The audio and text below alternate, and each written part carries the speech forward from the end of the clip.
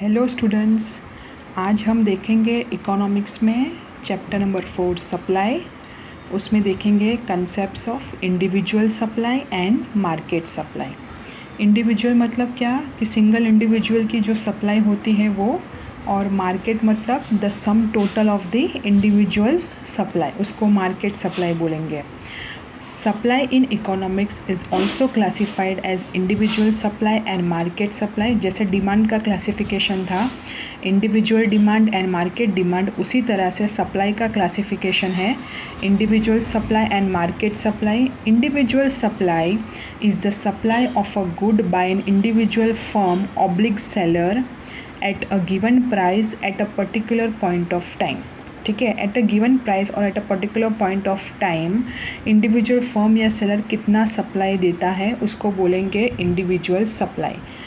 The sum total of such individual supplies of all the existing sellers in the market is called market supply eight a given price and eight a particular point of time. और सारे individual supply का total करेंगे तो हमें market supply मिलेगा, वो भी eight a given price and eight a particular time point of time का देखा जाएगा। ठीक है, तो उसका जो टोटल होगा उसको क्या बोलेंगे हम, मार्केट सप्लाई। तो ये हुआ concept of individual supply and market supply. अभी यहाँ पे एक डेटा टेबल दिया गया है, प्राइस पर केजी इन रुपीज़, तो 10, 20, 30, 40, 50 ये रुपीज़ में ही होगा, यहाँ पे लिखा नहीं गया है तो यहाँ पे हम लिख देंगे। अभी रुपीज़ को ऐसे लिखते हैं।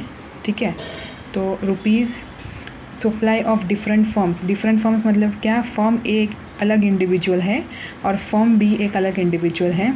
अभी मार्केट सप्लाई मतलब क्या, ये दोनों का टोटल। ठीक है, ऐसा अज्यूम करते हैं कि मार्केट में सिर्फ ये दो फर्म्स ही हैं जो सप्लाई करती है, तो combined supply of firms A and B. Combined मतलब क्या, ये दोनों का सम टोटल। ठीक है, तो 10 रुपीज़ पे फर्म ए की सप्लाई है 80, 60 बी की है और टोटल इसका करेंगे तो 140। इसी तरह से हर एक प्राइस पे इंडिविजुअल सप्लाई यानी कि फर्म ए की इंडिविजुअल सप्लाई, फर्म बी की इंडिविजुअल सप्लाई और इन दोनों की मिला के मार्केट सप्लाई यानी कि कंबाइंड सप्लाई दी गई है इन केजीज़। ठीक है, अभी हम देखेंगे ये शेड्यूल क्या बताना चाहता है। The above schedule shows that when price is higher, ठीक है, सप्लाई इज़ मोर। अभी प्राइस और सप्लाई के बीच डायरेक्ट रिलेशनशिप होता है, जैसे हमने देखा, क्योंकि हम सप्लाई कब करेंगे, हम अपने मार्केट का फ़ायदा उठाएंगे सप्लाई करके। ठीक है, तो प्राइस ज़्यादा होगी मार्केट में तो हमें प्रॉफिट ज़्यादा मिलेगा। तो हमेशा प्राइस और सप्लाई के बीच डायरेक्ट रिलेशनशिप होता है। Price high, supply high, price low, supply will be low, and when price is lower, supply is lesser. This is explained by a law which is known as law of supply. जैसे law of demand है वैसे ही law of supply है। ठीक है, तो law of demand में demand और price के बीच इन्वर्स रिलेशनशिप दिखाया गया था, और लॉ ऑफ सप्लाई में ऐसा दिखाया जाएगा कि there is a direct relationship between supply and price. ठीक है, तो अब हम देखेंगे एक्सप्लेनेशन वाया, ये हो गया आपका डेटा शेड्यूल, डेटा टेबल बोलेंगे। यहाँ पे डायग्राम दिया गया है तो हम डायग्राम से और डिटेल में एक्सप्लेन करेंगे और डिटेल में समझेंगे। द अबव शेड्यूल यानी कि ये वाला data schedule shows individual supply and explanation of schedule oblique diagrams. The above schedule shows individual supply schedules of firm A and firm B, while the sum total of supply of firm A and firm B is known as market supply schedule. ठीक है, इसको हम बोलेंगे individual supply schedule अगर यहाँ तक दिया गया होता तो, और अगर यहाँ मार्केट सप्लाई भी दी गई है तो इसको हम बोलेंगे मार्केट सप्लाई शेड्यूल। ठीक है, तो ये दोनों जो है वो इंडिविजुअल सप्लाई शेड्यूल है, और ये दोनों, ये जो एक कॉलम है that is a market supply schedule. ठीक है, तो individual and market supply curves can be drawn from the above schedule. तो हम ये शेड्यूल पे से, इसको बोलेंगे डेटा शेड्यूल या फिर डेटा टेबल, ये शेड्यूल पे से हम डायग्राम यानी कि सप्लाई कर्व जो है वो ड्रॉ कर सकते हैं। This curves have a positive slope as there is a positive relationship between price and supply. जैसे लॉ ऑफ डिमांड में नेगेटिव स्लोप था क्योंकि इन्वर्स रिलेशनशिप था, इसका ऊपर जाएगा क्योंकि जैसे जैसे प्राइस बढ़ेगी वैसे वैसे सप्लाई बढ़ेगी, तो इसका पॉजिटिवली स्लोप होगा सप्लाई कर्व का। The slope of each curve in the figures below is different though positive as there is a difference in the correspondence between price and supply in each case. ऊपर तो जाएगा लेकिन कोई थोड़ा और ऊपर होगा, कोई थोड़ा नीचे होगा, कोई इससे भी ऊपर होगा, क्योंकि सारे जो वैल्यूज़ है डिफरेंट प्राइसेस पे वो डिफरेंस है। यहाँ पे 80 है तो यहाँ पे 60 है तो यहाँ पे 140 है। तो depending upon this values we will draw the curve. ठीक है, हम पहले ड्रॉ करेंगे फर्म ए का सप्लाई कर्व। तो फर्म ए का सप्लाई कर्व ड्रॉ करने के लिए हमें प्राइस इतना ध्यान रखना है कि प्राइस जो है वो डिपेंडेंट वेरिएबल है और सप्लाई इन यूनिट्स है वो इंडिपेंडेंट वेरिएबल है।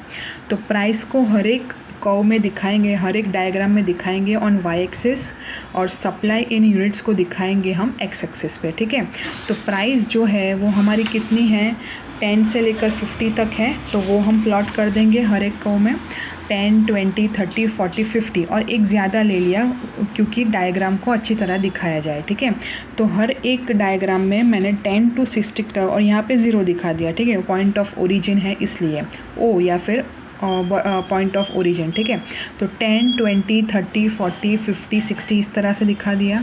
ठीक है, अभी फर्म ए का सप्लाई इन यूनिट्स देखेंगे। फर्म ए का सप्लाई इन यूनिट्स में मिनिमम है 80 और मैक्सिमम है 400।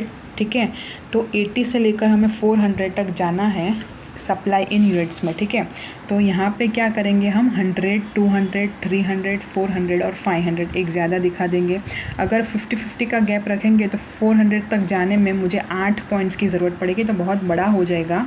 और ये वाला जो कर्व है, कर्व का डायग्राम है, वो ज़्यादा बड़ा भी नहीं होना चाहिए और ज़्यादा छोटा भी नहीं होना चाहिए, मीडियम साइज़ का होना चाहिए। तो हम क्या करेंगे 100, 200, 300, 400, 500 और इस तरह से 80, 180, 240, 300, 400 का प्लॉटिंग कर देंगे इंडिविजुअल प्राइस पर। तो यहाँ पे पॉइंट कर देंगे इंडिविजुअल प्राइस पर। 10 पे 80 है, इस तरह से 20 पे कितना है 140 है, या 120 पे कितना है 180 है, 30 पे 240 है, 40 पे 300 है, 50 पे 400 है। उस तरह से मैंने यहाँ पे प्लॉटिंग कर दिया। आपको ये वाला कर्व जो डायग्राम है वो आपकी बुक में ड्रॉ करना है, तीनों का, फर्म ए, फर्म बी और मार्केट सप्लाई का। ठीक है, तो इस तरह से पॉइंट्स ड्रॉ करके फिर मैं ये कर्व को, ये पॉइंट्स जॉइन करते हुए एक कर्व ड्रॉ कर दूंगी जिसको बोला जाएगा सप्लाई कर्व ऑफ फर्म ए, और यहाँ पे पॉइंट्स को डिपिक्ट कर दूंगी। ठीक है, ताकि दिखाने के लिए कि ए जो है वो प्राइस 10 रुपीज़ पे प्राइस कितनी है उसका पॉइंट है, वो पॉइंट दिखाता है।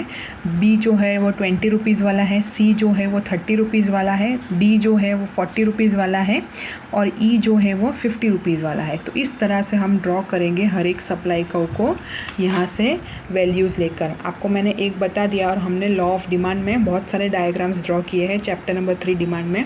तो आपको फर्म ए, फर्म बी और कंबाइंड सप्लाई तीनों का डायग्राम कर्व ड्रॉ करना है। यहाँ पे भी देखो, यहाँ पे मिनिमम वैल्यूज़ है 60 और 300, बहुत कम है, इसलिए 50 से लेकर मैंने 300 तक एक ज़्यादा ले लिया है। 50 इस तरह से दिखाया है। अभी हम देखेंगे मार्केट में मिनिमम है 140 और 700। तो यहाँ पे भी मैंने 700 है तो 800 तक जाना पड़ेगा, तो 200 का गैप रखा है, और यहाँ पे थोड़ा ज़्यादा गैप लिया है क्योंकि 200 है। ठीक है, तो इस तरह से किस तरह से स्केल्स एंड मेजर्स यूज़ करने हैं वो आप पे है। आप 100 का भी दिखा सकते हो, आप 200 गैप का भी गैप रख सकते हो एक्स एक्सिस पे, और जितना गैप रखो वो यहाँ ऊपर दिखा देना है। यहाँ पे नहीं दिखाया गया है, पर आप चाहो तो आप दिखा सकते हो। देखो कैसे दिखाना है एक्स एक्सिस पे। ठीक है, कितना, सपोज़ मैंने 1 सेंटीमीटर लिया है, तो 1 centimetre is equal to 100 units. Y axis पे हर एक कर्व में सेम ही रहेगा, 1 सेंटीमीटर, सॉरी यहाँ पे 1 सेंटीमीटर नहीं, सपोज़ यहाँ पे मैंने 5 सेंटीमीटर लिया है गैप। ठीक है, 5 सेंटीमीटर लेना तो अच्छा लगेगा, और यहाँ पे मैंने लिया है सेम 5 सेंटीमीटर का गैप, या फिर 1 सेंटीमीटर या 2 सेंटीमीटर भी आप ले सकते हो। स्केल पे से ड्रॉ करना, तो 2 centimetre is equal to 10 rupees का गैप है। तो इस तरह से हम आपको हर एक में दिखाना है। यहाँ पे एक्स एक्सिस में कितना लेंगे गैप, 5 सेंटीमीटर का ही लेंगे, और यहाँ पे 50-50 का है, ठीक है, 50 यूनिट्स का गैप है, तो 50 यूनिट्स दिखाएंगे। वाई एक्सिस का सेम ही रखना है हर एक डायग्राम में। यहाँ पे X axis is equal to, suppose यहाँ पे 200 का गैप है, तो मैंने ज़्यादा ले लिया, तो 10 सेंटीमीटर का गैप ले लिया और 200 यूनिट्स, ठीक है, तो 200 यूनिट्स का गैप रखा। तो इस तरह से हमने 3 डायग्राम ड्रॉ किए जो आपको आपकी बुक में ड्रॉ करना है और मुझे पिक्स भेजने हैं, ठीक है।